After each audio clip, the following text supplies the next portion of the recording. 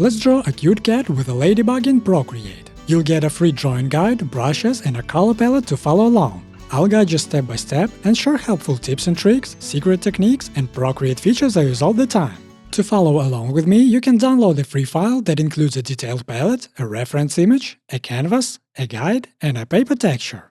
My patrons get access to a more detailed guide, exclusive lessons, and the full set of brushes. 3 of those brushes are also available for free to everyone, and those are the ones I'll be using in this lesson. Let's begin with creating the first layer. Pick this color, then choose a brush. Right now we'll need the signature graphite. It's the first of 3 basic brushes available to everyone for free. For the eraser, we'll also use the signature graphite. To switch quickly between the eraser and the brush, just double-tap the pencil. Adjust the brush size and start drawing. Don't try to make the perfect outline right away. Take your time and draw in whatever way feels comfortable. If you add too much volume somewhere or make a small mistake, switch to the eraser and fix it. To fill in the shape, it's better to increase the brush size so it's easier to paint the whole area. Now create a new layer, pick the next color, and start drawing the head. You can keep using the signature graphite, but I'll choose and show you the next brush. The second brush from the basic set available to everyone is the pastel pencil. This brush is really versatile, its behavior and size depends on how hard you press. To undo an action, tap with 2 fingers on the screen. Here we're intentionally drawing over the next shape, so don't worry about being too precise. Focus on the drawing process itself, and I'll show you how to quickly remove the extras later. To fill in the shape, it's best to use the signature graphite. This brush gets very dense when you press harder, so it's perfect for filling shapes. One of the main techniques I use all the time is mixing brushes. This helps the edges of the shape look less flat and more visually interesting. I always combine this with using the eraser because it serves the same purpose, making the edge uneven, sometimes smoothing it a little, sometimes removing texture completely. I think it's a good idea to lower the opacity of the guide here, so we can see what we're drawing better. Alright, now let's remove the extras. To do that, select the previous layer, tap it, and choose Select from the menu. Then switch back to the next layer, choose the eraser, and just start removing what we don't need.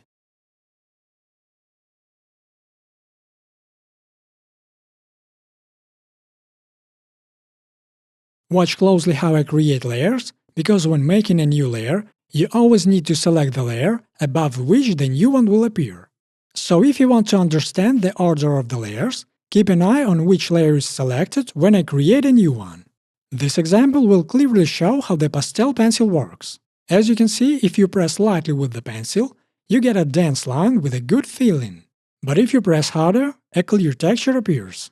Also, to thicken the drawing with this brush, it's worth going over it several times. The technique of mixing brushes can also be done by blending different sizes of the same brush. At the same time, I'll definitely keep using the eraser. This is what I mean when I say the edge of the shape isn't monotonous, which makes it look more interesting. Now let's use the selection tool to slightly move this layer. To work with the reference, you first need to unlock the layer and then move it to where you want. After that, don't forget to lock the reference layer so you don't accidentally start drawing on it. I'll draw an ear, then use the transform tool to quickly adjust the proportions.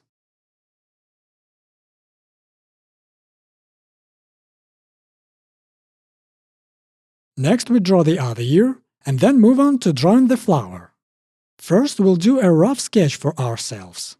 I'll roughly mark the area the flower will occupy, then soften the line with the eraser. After reducing the brush size, I'll add details to the sketch, marking where each petal will be. I'll soften the sketch again, create a new layer, and then draw the first petal. If you have the full set of my brushes, here you can use the charcoal pencil or the mellow pencil. For those working with the basic brushes, you can pick the pastel pencil here. If you want the most natural texture, you can choose the signature graphite and just reduce its size. Now I'll show you how I make a layer denser if I feel it's not dense enough. You just duplicate the layer, then merge the copy with the original. I do this pretty often. Here I'll mix brushes a little to add texture variety. I'll make this layer barely visible, since it's already fairly clear.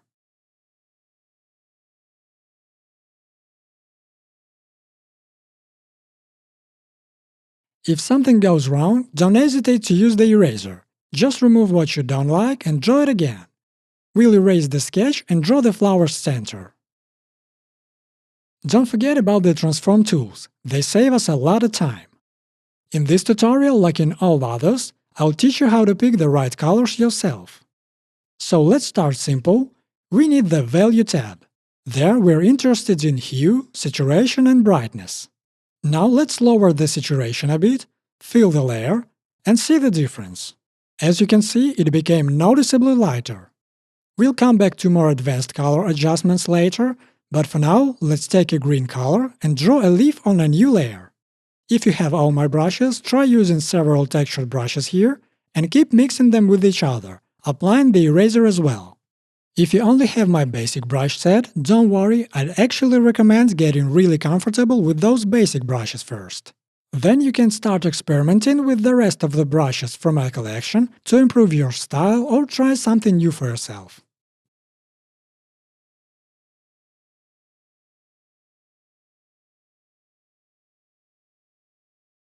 You can draw any shape in lots of different ways. That's how your style really forms. Now I'll draw a nose in a natural way, and after that I'll show you how I usually work by mixing brushes and building up density.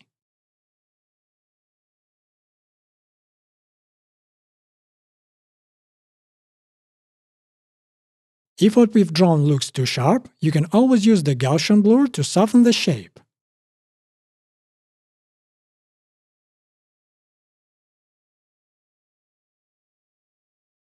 In this case, a few brushes work really well here. First the mellow pencil, then the charcoal pencil. The pastel pencil at a smaller size isn't as dense as those brushes, but by duplicating the layer, we can make it just as dense.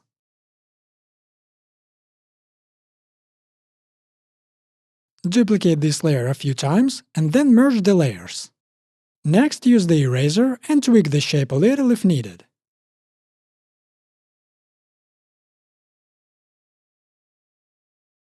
Here you want to blend in a denser brush, but we'll do that on a separate layer. I'll be using the signature graphite for that.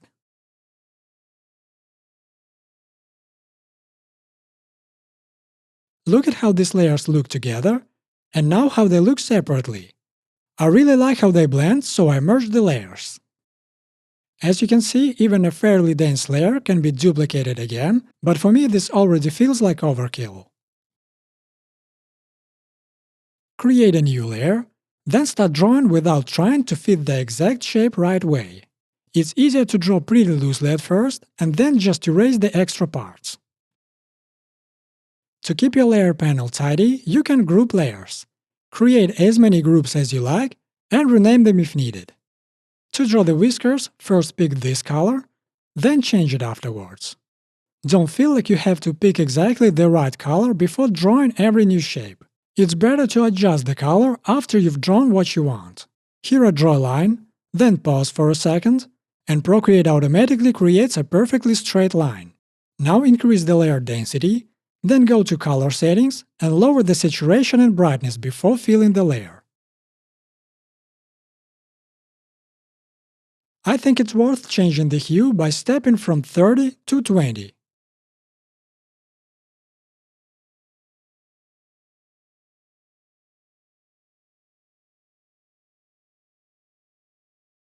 Let's move on to drawing the eyes. First thing, we need to draw the basic eye shape. Then create a new layer, pick the color you need, and draw a circle. Hold for a second and choose the option to make it a perfect circle. After that, I fill the circle and move it a bit.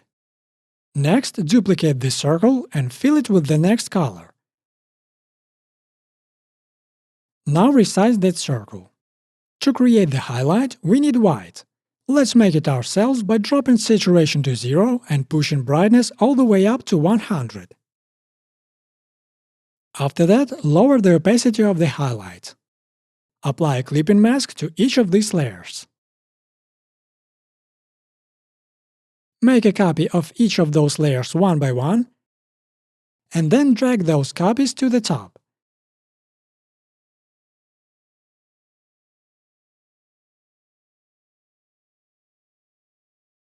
Now let's finish the ears, and then draw a bush behind the cat.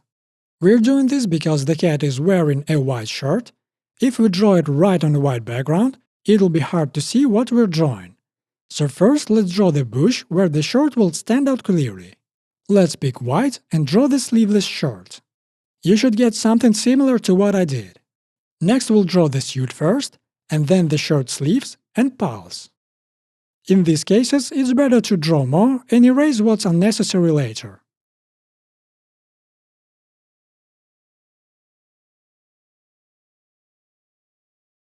Now we'll draw the sleeves. I'll turn off that short layer so we can see better what we're doing. If you want to use autofill, make sure your outline has no gaps. Otherwise, instead of filling just the shape, you'll fill the entire canvas. After drawing the sleeves, turn the short layer back on.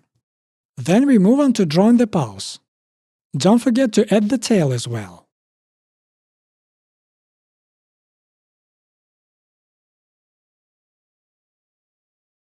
Since we drew the cat, let's also paint some grass underneath it so it doesn't look like it's floating in the air. Let's draw a ladybug. Sometimes you'll need to move a whole group of layers up because they get covered by others. When that happens, just think about how you want to organize your layers. Create a new layer and apply a clipping mask to it. When you know you'll need layers with clipping masks, it's better to select the main layer first and then create the new layer. The clipping mask will be applied automatically. Drawing the eye is super simple. It's just two circles layered on top of each other. Now I'll show you another trick to add more variation when you need it. Once you've reached the right density, duplicate the layer again and slightly distort it.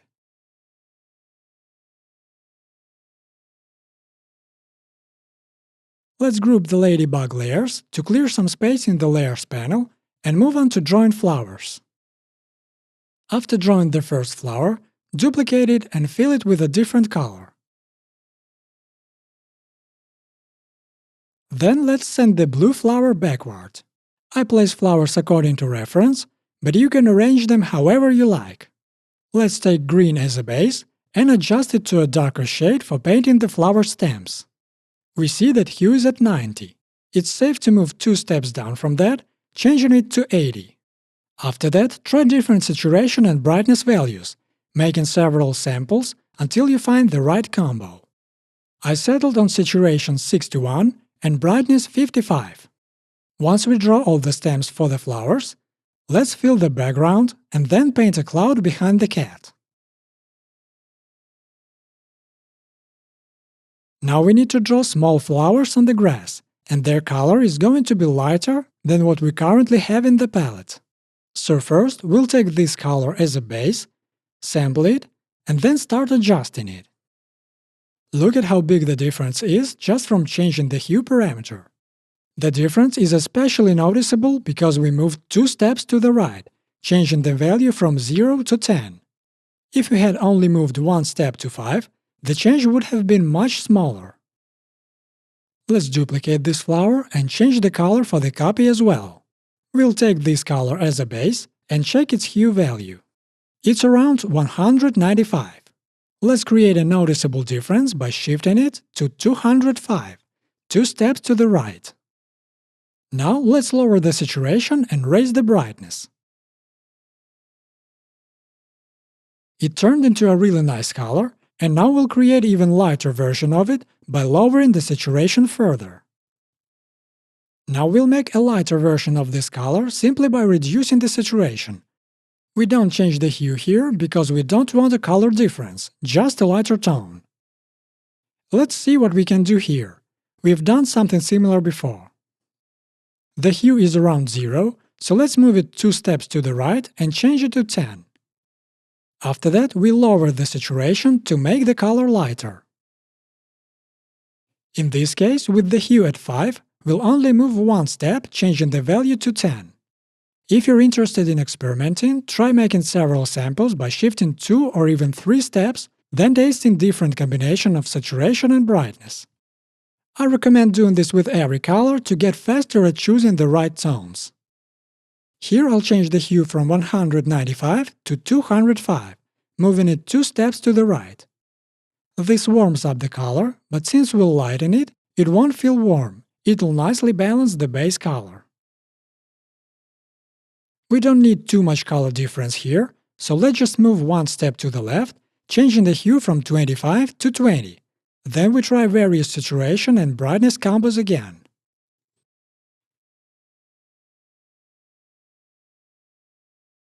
We can use the same color here to add a bit of accent before drawing the eyebrows. It's worth softening the color a little because it feels too saturated here.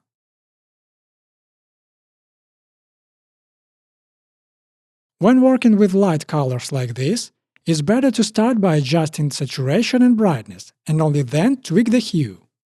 Now I'm using the third basic brush available to everyone for free. It's great for drawing lines like this.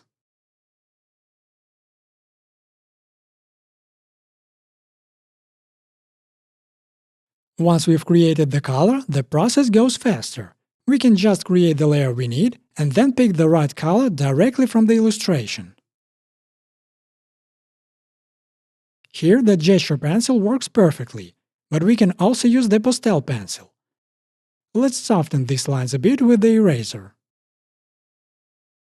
Now we'll change the hue from 40 to 30 and see what color we get. Then let's increase the saturation. When you need to draw something like this, it's a good idea to start with a sketch made of pretty loose lines. You want to figure out the proportions, so it doesn't really matter if the lines look neat. After that, take the eraser and tone down those lines. Then draw right over them using a bigger brush. This way the drawing looks more lively than if you try to draw confident lines right away.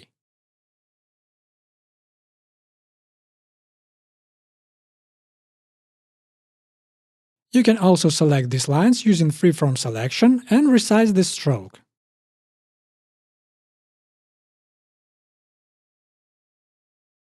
Let's create a new layer, apply a clipping mask to it, take the signature graphite, increase the brush size, and draw a shadow that adds volume. After that, you can add lots of details using the method I've already shown you. The key to drawing is practice, so keep using the techniques I shared today and build your experience. Remember, the most important thing is to enjoy the process. Don't forget to take the breaks, and don't be too hard on yourself if something doesn't work out. Keep following my tutorials, and your drawing skills will improve gradually on their own. If you enjoyed this tutorial, give it a thumbs up, share it with a friend, and subscribe so you don't miss new tutorials on my channel. Thanks for watching, see you soon!